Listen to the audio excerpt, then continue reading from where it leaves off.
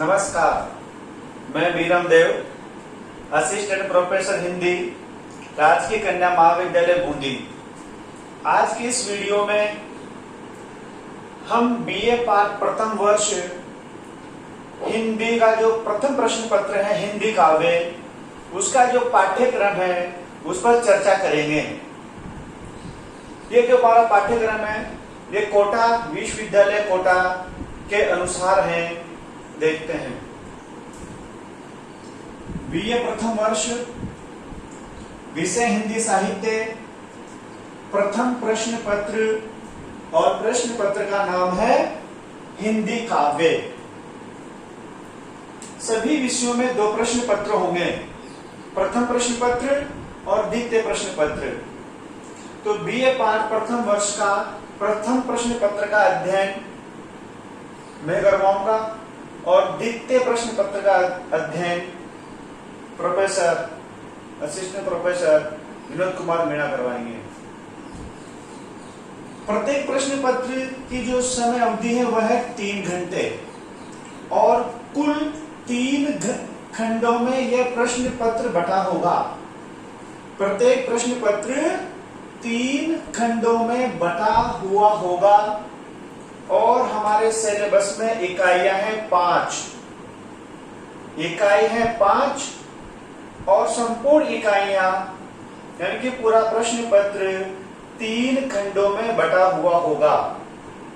खंडों से पूर्व हम इकाइयों की चर्चा कर लेते हैं कि कौन सी इकाई में क्या है। जो प्रथम इकाई है, प्रथम इकाई में हमारे सिलेबस में 3 कवि हैं, चंद बरदाई, कबीर दास और जायसी। प्रथम इकाई में 3 कवि हैं, चंद्र बरदाई, कबीर दास और जायसी। द्वितीय इकाई में सूरदास, तुलसीदास, रसखान और मीरा। इसमें 4 हैं। द्वितीय इकाई में है सूरदास, तुलसीदास, रसखान और मीरा। तृतीय इकाई में एक जो खंड काव्य है वह है सुदामा चरित और इसके लेखक है नरोत्तम दास। सुदामा चरित संपूर्ण हमारे सिलेबस में लगा हुआ है। इसमें लगभग 108-10 पद हैं।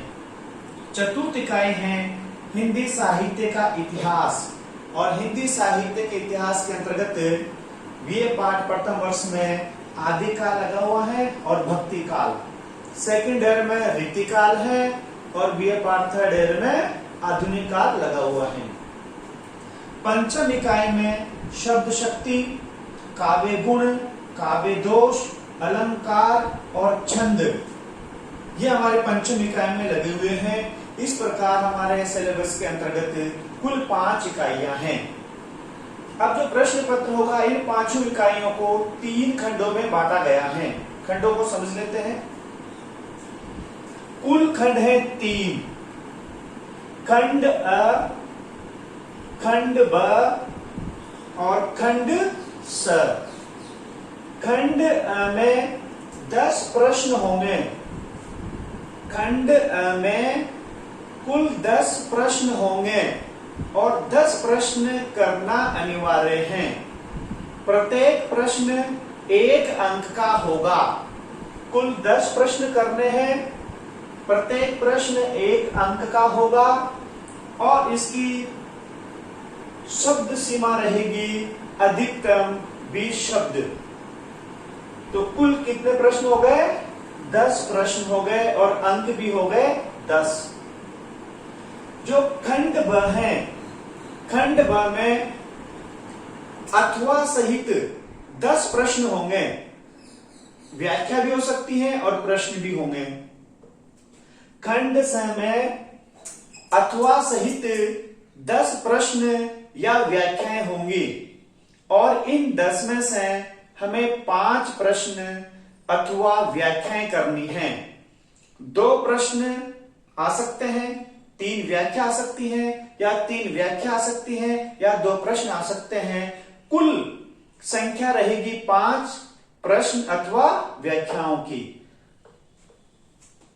प्रत्येक प्रश्न 10 अंक का है। प्रत्येक प्रश्न 10 अंक का है, अथवा में से एक प्रश्न करते हुए हमें कुल 5 प्रश्नों के उत्तर देने हैं। प्रत्येक प्रश्न 10 अंक का है, 5 प्रश्न में करने हैं, तो ये हो गया हमारे पास में 50 अंक, और उत्तर सीमा रहेगी 250 शब्दों में। 250 शब्दों में हमें 5 प्रश्नों के उत्तर देने हैं। तो कुल हमारे पास में हो गए 15 प्रश्न, 10 अति लघुत्रात्मक हो गए और 5 प्रश्न व्याख्या और प्रश्नों के हो गए। खंड स में कुल 4 प्रश्न होंगे और इन चारों प्रश्नों में से हमें 2 प्रश्न हल करने हैं। खंड स में कुल 4 प्रश्न होंगे और इन 4 प्रश्नों में से हमें 2 प्रश्न हल करने हैं, और प्रश्न जो उत्तर सीमा है वह है 500 शब्द, और प्रत्येक प्रश्न होगा 20 अंक का। 2 प्रश्न करने हैं तो 20 इंटू 2, तो ये हो गए 40।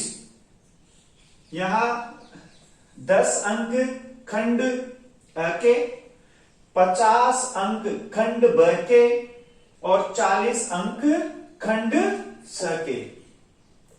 ये जो खंड है, इस खंड के अंतर्गत इन 5 इकाइयों में से, इन 5 इकाइयों में से 2-2 प्रश्न होंगे, यानी कि प्रत्येक इकाई में से 2 प्रश्न। प्रथम इकाई में से भी 2 प्रश्न होंगे, द्वितीय इकाई में से भी 2, तृतीय में से भी 2, चतुर्थ में से भी 2 और पंचम इकाई में से भी 2 प्रश्न होंगे। तो कुल प्रश्न हो गए 10। खंड ब के अंतर्गत अथवा सहित 10 प्रश्न होंगे। तो 2 प्रश्न होंगे प्रथम इकाई में से, 2 होंगे द्वितीय इकाई में से, 2 होंगे तृतीय इकाई में से, 2 होंगे चतुर्थ इकाई में से और 2 होंगे पंचम इकाई में से। प्रत्येक इकाई में प्रश्न अथवा में आता है, या जो भी यूनिवर्सिटी तय करती है उस हिसाब से, यानी कि अधिकतर अब तक प्रत्येक प्रश्न अथवा में आता है। तो आपको अथवा में से एक करते हुए एक प्रश्न, 2, 3, 4, 5, कुल 5 प्रश्न अथवा व्याख्याएं आपको हल करनी है। उत्तर सीमा रहेगी 250 शब्द। खंड स के अंतर्गत 4 प्रश्न रहेंगे, इकाइयां हैं 5 और प्रश्न खंड स में आएंगे 4, और 4 में से हमें करने हैं 2। हमें पता नहीं है कि इन 5 इकाई में से कौन सी इकाई से प्रश्न पूछा नहीं जाएगा। तो ये कोटा विश्वविद्यालय के अनुसार पाठ्यक्रम का जो सामान्य निर्धारण था वो आपके सामने प्रस्तुत किया। पुनः एक बार देख लेते हैं। बीए पाठ प्रथम प्रश्न पत्र है हिंदी काव्य, जिसके अंतर्गत 5 इकाइयां हैं। प्रथम इकाई में 3 कवि हैं। चंद्रवरदाई, इनका पृथ्वीराज रासो के 8 छंद हम पढ़ेंगे। कबीरदास, इनका है कबीर वांग्मय, इनके 20 पद हम पढ़ेंगे। तीसरे है जायसी, इनकी है जायसी ग्रंथावली, इसका मान श्रोदखंड, इसके 8 पद हम पढ़ेंगे। इकाई द्वितीय में सूरदास, सूरसागर से 20 पद हैं। तुलसीदास, तुलसी ग्रंथावली के 22 पद हैं। रसखान रचनावली के 21 पद हैं। मीरा पदावली के 19 पद हैं।